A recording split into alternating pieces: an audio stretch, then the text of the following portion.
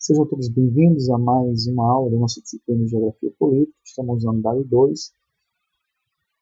Nós estamos tratando sobre o Estado moderno e sua organização territorial. Na aula de hoje, especificamente, nós iremos estudar os tipos e funções dos Estados. Então, como você já sabe, para ter acesso ao material dessa aula, basta acessar o Google Sala de Aula, na unidade 2, aula 6, e baixar 2 textos para leitura: funções do Estado, relação Estado-território e organização territorial do Estado moderno. Então, baixe esses textos, leia, participe de nossas discussões aqui na aula. Para iniciar nossa aula, gostaria de introduzir uma questão muito importante. Qual a finalidade e função do Estado para você? Você já se fez essa pergunta em algum momento? Uma pergunta simples, porém de um peso muito significativo quando nós vamos decidir o destino político de uma região ou de um país. Então, qual seria a sua opinião? Na aula de hoje nós tentaremos jogar luz a essa resposta.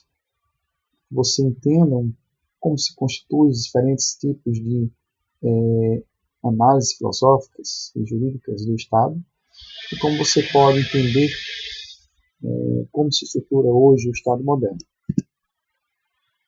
Vamos começar aqui com 5 concepções de finalidade do Estado. Iniciamos aqui com a perspectiva dos fins objetivos do Estado, dos fins mais formais. Então, a finalidade do Estado seria uma perspectiva universal. O Estado, por exemplo, tem como finalidade assegurar os direitos fundamentais do povo, ou resguardar a segurança de um território. Então, seria essa uma função, basicamente, uma finalidade mais universal. Temos aqui 2 perspectivas de fins objetivos, um evolucionista e outro mecanicista. Bom, para os evolucionistas, como nós estudamos nas aulas passadas, o caso do Friedrich Hayek, o pai da geopolítica, entendia o Estado nessa perspectiva evolucionista, a qual considera o Estado como um sistema orgânico. Para funcionar, ele precisa de anexação de territórios, precisa expandir os seus limites. Então, o Estado teria um fim em si mesmo, uma vez que ele é um sistema orgânico. A visão mecanicista negava a existência dessa finalidade. Basicamente, a ideia mecanicista do Estado é uma ideia mais formal, mais pragmática, né, da existência desse Estado. Então, os fins objetivos, os fins mais formais. Temos aqui a perspectiva dos fins subjetivos. O Estado seria, ou a função e finalidade do Estado, seria equalizar, nós chamamos de desejos ou inúmeros fins particulares. O Estado seria a síntese, portanto, dos fins individuais. Ou seja, ele seria a expressão máxima das particularidades de um povo. Direito de professar sua fé, direito à saúde, educação. O Estado teria essa função de fazer a equação dos desejos individuais de um povo. Temos aqui a perspectiva dos fins expansivos do Estado. Aqui vai preconizar, né, o avanço do Estado em diferentes áreas da sociedade, tanto do ponto de vista territorial, como também das particularidades, ou das individualidades. Aqui nós temos a ideia de estados expansivos, ou dos fins expansivos do Estado, preconizados aqui também, ou exemplificados nos estados totalitários. Temos aqui as perspectivas utilitárias e éticas, né? Sendo uma ou outra, aqui trata-se de estados que têm uma característica ditatorial. Então, a perspectiva utilitária desse Estado seria quando esse governo o reconhece como a figura do Estado como sendo um bem supremo. Então, ainda que isso, né, seja a custo de sacrifício da liberdade e dos valores fundamentais da pessoa humana. Então, a ideia, por exemplo, do estado do bem-estar é uma das expressões dessa linha de pensamento, né, de estado utilitário.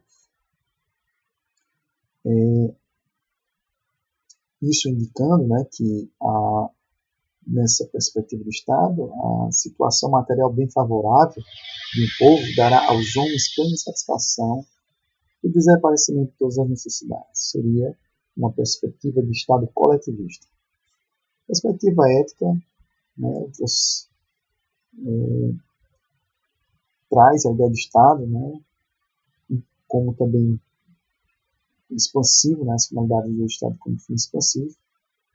Então, a perspectiva ética vai tentar o utilitarismo e vai preconizar a absoluta supremacia de fins éticos. Ou seja, o Estado é imputado ao Estado a condição de fonte moral suprema, ou seja, a ética do Estado sobre todas as éticas. O que acontece na prática é a predominância dessa orientação, que vai gerar uma supervalorização, né, da figura do Estado como o grande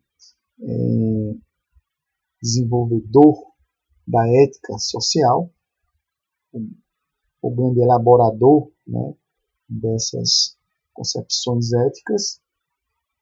Então, vai levar um moralismo exagerado que fornece a base para a supremacia absoluta da vontade dos governantes de um Estado que prioriza, né, a perspectiva ética dessa finalidade expansiva, né?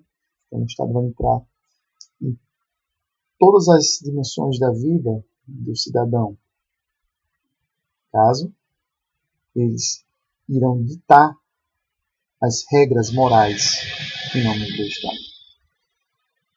Então, temos vários exemplos que podem ser utilizados hoje, como, por exemplo, a Coreia do Norte, a China, que apesar de ser um país economicamente aberto, politicamente é um país fechado. Então, temos diferentes exemplos para citar. Tem mais teocracias do Oriente Médio, como o Irã, né? E vamos aqui a outra perspectiva da finalidade do Estado, que são seus fins limitados. Aqui me parece, né, uma perspectiva mais equilibrada, certo? Eu acho que vocês terão a mesma ideia. O que nós, ao estabelecermos uma perspectiva de Estado com fins limitados, automaticamente nós temos a ideia de entender o Estado como poderes, em seus poderes reduzidos, né? Como seus poderes de atuação reduzidos.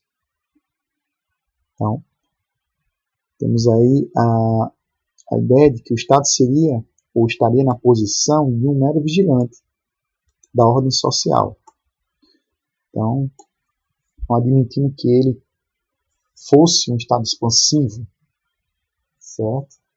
Que adentrasse a esfera, por exemplo, do ensinamento que você deve dar aos seus filhos, as regras morais, culturais. Então, o Estado não teria ou não seria o ditador da ética e da moral. Você, em um Estado com fins limitados, você seria esse personagem. Entendeu? Então aqui nós temos a perspectiva de um Estado mais liberal, onde não só do ponto de vista ético, moral, mas também do ponto de vista econômico. O Estado teria também funções bastante limitadas na questão da política, né, econômica. Os fins relativos aqui são entendimentos, né? São os entendimentos teóricos e filosóficos de que o Estado deve ser mais eclético, né? Ou seja, ele deve nem ser tão interventor, nem tão liberal, mas propõe o meio termo, né? Reduzindo quantitativamente a expansão ou a limitação. Aqui nós temos uma ideia de que o Estado, né, seja mais equilibrado em matérias, né, onde o Estado deve ser mais rigoroso, como por exemplo a questão da segurança, mas do ponto de vista, né, de outras, aí vai variar, depende da dimensão em que você está perguntando, né. O Estado deve ser, por exemplo, o responsável pela educação dos seus filhos, do ponto de vista, né, das diretrizes curriculares, dos temas e tudo mais, ou seria você, né, teria a responsabilidade de desenvolver a escola domiciliar, você ensinando ou até mesmo contratando professores para ensinar na sua casa o seu filho. Então, temos aí os fins relativos, né, que vai gerar diferentes debates. Mas vamos prosseguir aqui com a nossa análise. A organização territorial do Estado moderno. Olha só, nós temos aqui uma representação do que seria o Estado moderno. Mas antes nós temos, né, fazer a menção dos Estados, né, na Antiguidade, que possuía uma organização, uma estrutura diferente, mas que deu base para nós chamamos hoje de Estado moderno, ou a organização territorial do Estado moderno. Temos aqui o exemplo da China, por exemplo, o vasto território do Império Chinês. Como é que ele resguardava, como é que ele desenvolvia? Na China imperial, a figura de uma classe superior, né, a construção de uma classe superior, já era praticada no Império Chinês. Lá, o controle do vasto território era uma tarefa de uma classe superior de intelectuais funcionários a serviço do imperador. Então, aqui nós já temos na história uma referência, né, que nós chamaríamos hoje de funcionário público, né? Isso era um quadro de técnico, vamos dizer assim, que consolidou progressivamente que, em troca da segurança dos direitos de propriedade dos súditos, forçava a cobrança das rendas em espécie para o Império. Então, assim, temos aí esses intelectuais funcionários de serviço do imperador, que existia uma relação de barganha entre eles e o imperador. Na antiguidade também temos o exemplo do Império Romano, que também, né, como sendo um dos maiores impérios da humanidade, desenvolveu um sistema bem mais complexo e descentralizado de partilha dos territórios conquistados. Sabemos que o Império Romano era, quando falamos de império, nós falamos de um reino que conquista outros reinos. O imperador, ele é o rei de reis, ele é o rei dos reis. Então, os Césares desenvolveram, né, o que nós chamamos de um sistema que foi referência, um sistema descentralizado de partilha desses territórios conquistados. Então, essa partilha de divisões administrativas e de funções, né, de resguardo, né, de todo esse limite imperial, existia finalidades e funções administrativas bastante claras. Então, as funções afiançavam por exemplo, ou é organizado pela presença de autoridade central nas localidades. Vocês que já leram a Bíblia já observaram que nos tempos de Jesus Cristo, os evangelhos, Mateus, Marcos, Lucas, apresenta ali a figura de Pôncio Pilatos e Herodes, que eram autoridades do Império Romano na província da Judéia. Então, ali existia, né, era um exemplo claro da administração das funções, né, que esses chefes ou esses governantes a serviço de Roma eram instituídos, né, e eram basicamente tidos como autoridade central dessas localidades. Então, mesmo mais distantes, eles desenvolviam a autoridade de Roma naquele lugar, cobrando principalmente impostos e execução de leis. Mas eles deixavam, né, a perspectiva cultural livre. Né. Aqui nós temos esses exemplos, China e Roma, como exemplo do Estado moderno, mas como base, né, do Estado moderno. Mas vamos entender como hoje se organiza o Estado moderno. As coisas fundamentais ou elementos fundamentais para entendermos a questão do Estado moderno. Temos aqui que o Estado moderno hoje ele centraliza o poder político ou a centralidade territorial do poder político. Nós temos, por exemplo, as capitais administrativas de cada país, né? Como, por exemplo, Paris, Washington, Brasília, certo? Bogotá. Então, a centralidade do poder.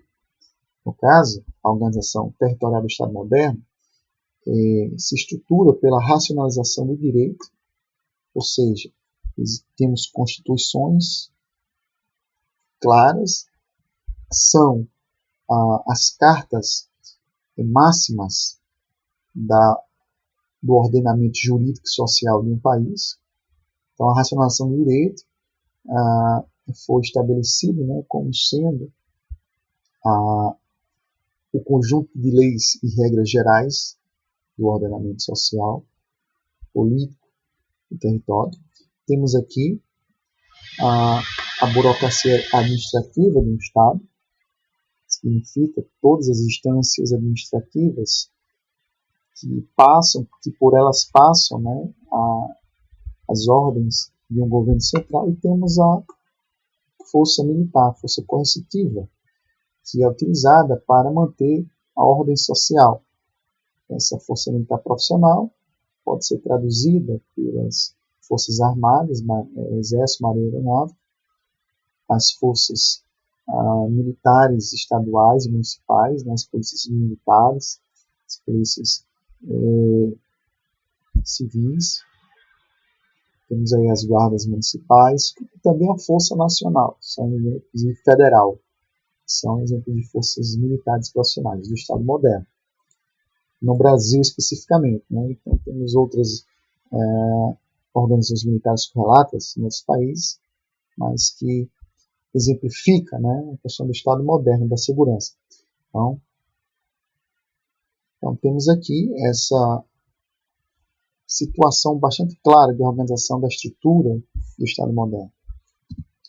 Então, resumindo essa perspectiva, a centralidade territorial do poder político vai ser um marco muito importante para o nascimento do Estado moderno. Vamos aqui observar o aparelho de gestão do poder territorial do Estado moderno. Aqui podemos exemplificar essa situação.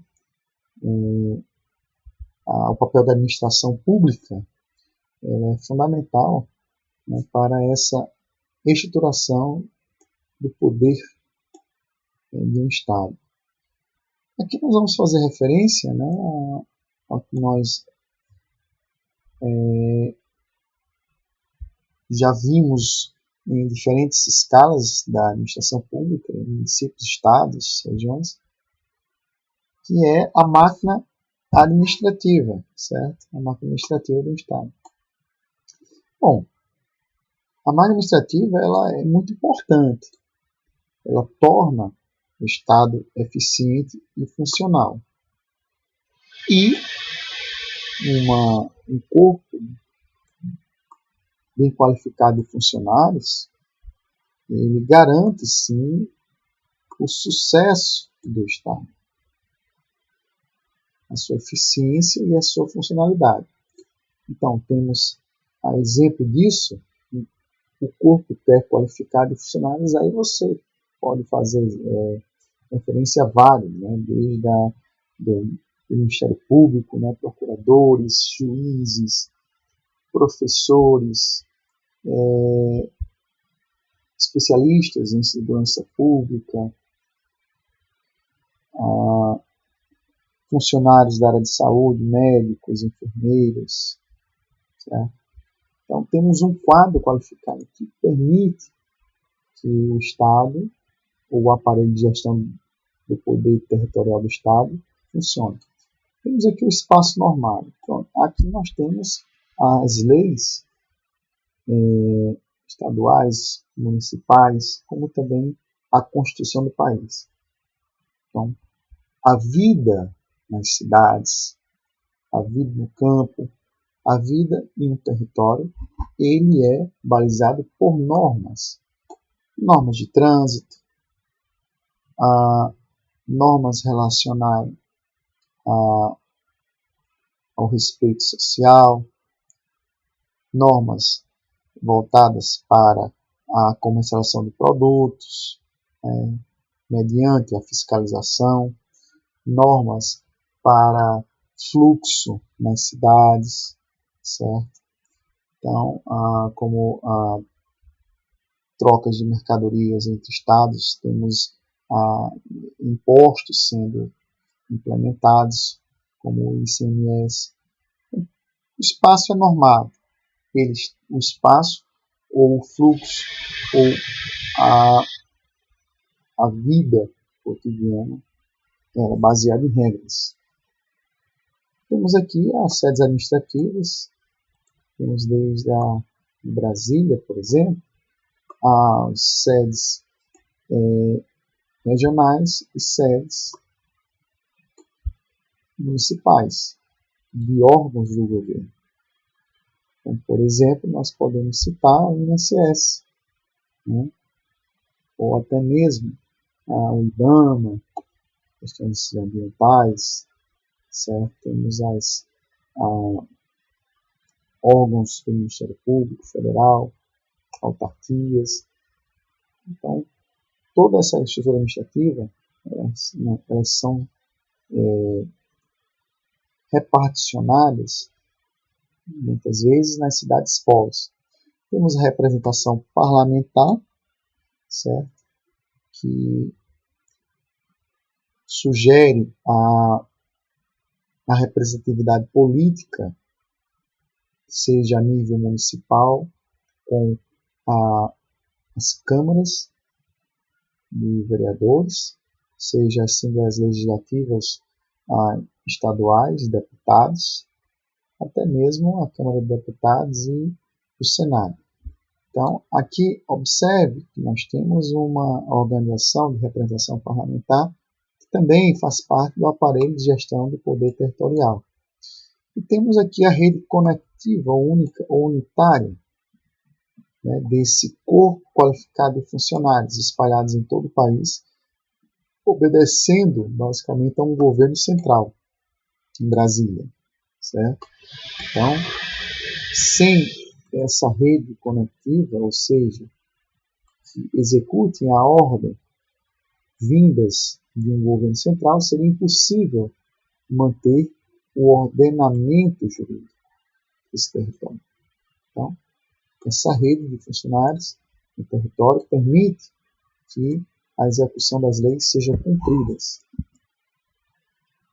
Vamos aqui mais adiante. Bom, vamos fazer referência aqui a uma situação bem típica do governo brasileiro, né? Ou dos estados. O Brasil, nos últimos anos, nos últimos 15 anos, tem aumentado exponencialmente a quantidade do funcionário público, que ao invés de se tornar eficiente e eficaz, ele se torna um peso para o Estado. Observe aqui que no Brasil, especificamente, o funcionalismo público é astronômico. Aqui nós temos basicamente todos os estados brasileiros passando do limite de gastos só com folha de pagamento de funcionários.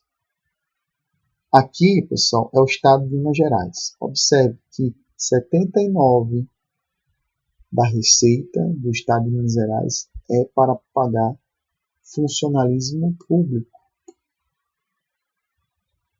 Observe que isso é uma realidade.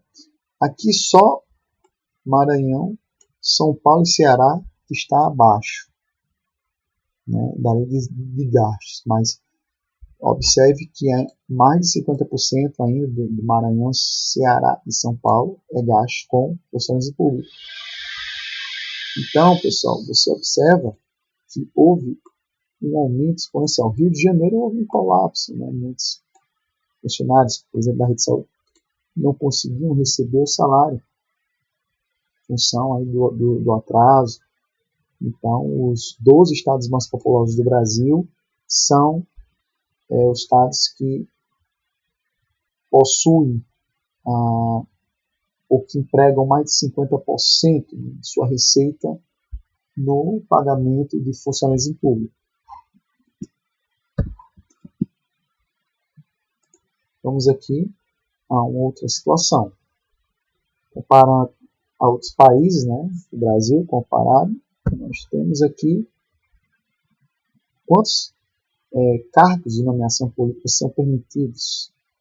Nós temos aqui países do primeiro mundo, né, Estados Unidos, França, Chile, Alemanha, Inglaterra. Chile, observe que não é do primeiro mundo, mas é um país muito bem organizado e com educação melhor que a do Brasil. Observe que os cargos de nomeação no Brasil é astronômico, 23 mil. Olha só o quanto isso é penoso para o Brasil. O funcionalismo público, ao invés de se tornar eficaz e eficiente no Brasil, ele se tornou um peso. E muitos dos que têm estabilidade não oferecem um serviço de qualidade. O Estado se torna um Estado burocrático, um Estado que não tem, né, a função que é gerar qualidade nos serviços públicos para a população como uma filosofia. Então, temos aqui uma clara situação que nós precisamos fazer referência. Pois quanto menos favores, né, os cargos aqui de nomeação basicamente são favores políticos, certo? A maioria das vezes. Então, observamos que quanto menos favores um político tem para fazer, menos chance terá de corromper a sua administração, ou seja, menos chance de corrupção. Então, aqui o Brasil tem 23,5 mil chances, né, de promover corrupção ou barganha política. Isso aí começa nas prefeituras, estados e termina em Brasília. Tudo isso acontece nessas esferas. Então, vamos prosseguindo aqui a nossa análise. Temos aqui limites de ação da sociedade local. Temos a perspectiva, né, do centralismo e federalismo. Bom, são duas perspectivas de Estado moderno. Quando falamos em federalismo e centralismo, né, a perspectiva do centralismo aqui não é, pessoal, uma característica de um Estado totalitário, ditador. Não, aqui basicamente vai ser dois Estados democráticos com eleição direta ou indireta, mas que prevalece aqui a democracia, mas que eles vão se diferenciar em algumas situações. Temos aqui duas faces, né, de um Estado onde é exercido a minimamente perspectiva, né, da democracia como valor desse Estado. Fazemos referência, vamos aqui, a essas duas concepções. Vamos aqui começar com o centralismo. O centralismo, podemos trazer aqui situações bastante interessantes. Eu vou trocar aqui a ordem, porque nós temos dois exemplos aqui diferentes. Pronto, agora ficou correto aqui a organização, centralismo e federalismo. Vamos começar aqui com o caso da França. Bom, centralismo. Aqui nós temos uma ideia de centralismo, considerando que se trata de um Estado onde a influência da sociedade local nas alocações de recursos públicos se faz através do aparato institucional representativo que engloba, no caso na França, né, os eleitos nas comunas, nos departamentos e nas regiões. Então, é um governo muito mais central. Então, a França, como exemplo clássico, né, de um governo pautado no centralismo,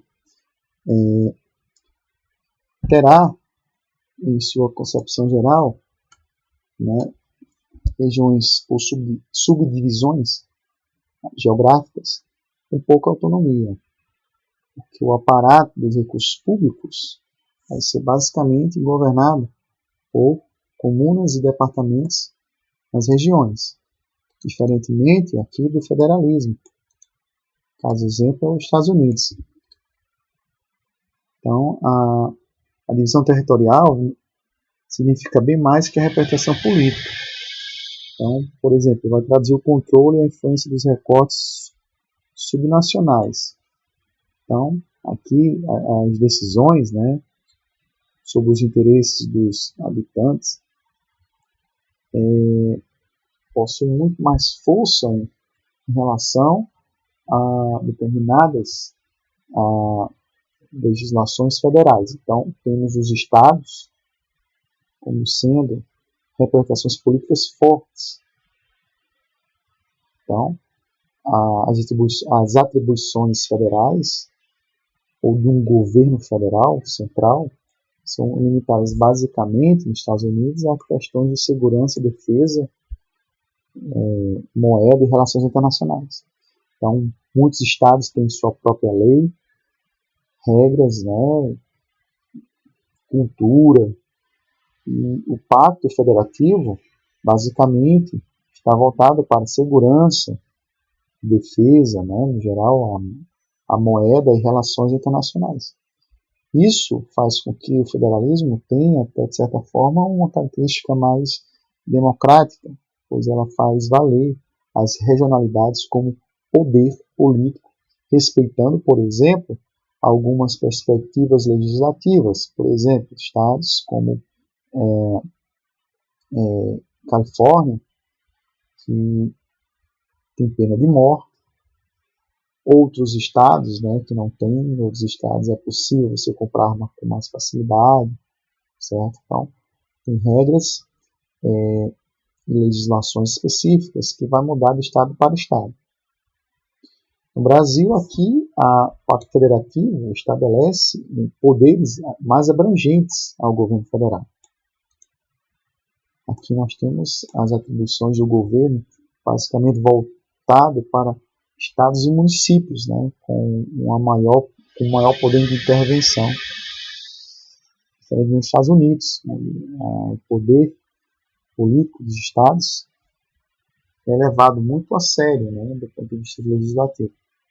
Então, aqui, toda a questão relacionada ao federalismo, como centralismo e federalismo, nós temos aí aspectos geográficos ou políticos geográficos bastante importantes, porque esses recortes eles revelam a territorialidade política, visto que são construções históricas e que progressivamente foram elaboradas através do controle físico de determinado território, ou seja, também de acordos ou de constituições que foram formados a partir, né, de um poder simbólico muito forte, seja de uma perspectiva religiosa ou até mesmo revolucionária. Centralismo e federalismo, né? Então, temos aqui algumas diferenças básicas a serem pontuadas. Por exemplo, federalismo há um alto grau de homogeneidade interna e coesão, e a administração, né, do centralismo se exerce somente a partir da capital, certo? Então, todas as decisões como cobrança de taxa de impostos, alocações de políticos, de políticas públicas, vai partir desse poder central. E a execução faz por repartições da administração central nas localidades. O federalismo é bem mais descentralizado. O contrário do que acontece com o federalismo, com o centralismo, o federalismo se funda na diversidade e tem sua origem na aliança ou pacto de coexistência firmado entre regiões e povos diferentes para fundar o Estado. Ou seja, temos aqui uma diversidade mais abrangente de poderes se unindo ou se pactuando em um poder central, chamado poder federativo. Então, sociedades regionalmente diferenciadas, ou seja, elas têm perspectivas ideológicas ou até mesmo legislativas diferentes, mas que se unem em um propósito. Mas temos fatos em comuns, né, que vai fazer com que sejam uma nação. Certo? Temos aqui a questão da religião, língua, etnia, são pontos fortes em comuns, né, dentro dessas regionalidades diferenciadas. Então, a religião, língua e etnia são elementos em comum que tornam possível um pacto federativo, né? Sendo esse pacto federativo a melhor forma de organização política dentro de uma diversidade regional.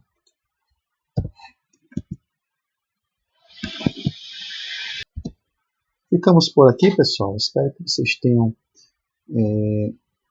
tido um conhecimento mais elaborado a partir dessas discussões, ou uma resposta mais clara sobre a função e finalidade do Estado. Leia o material, analise e até a próxima aula. Forte abraço.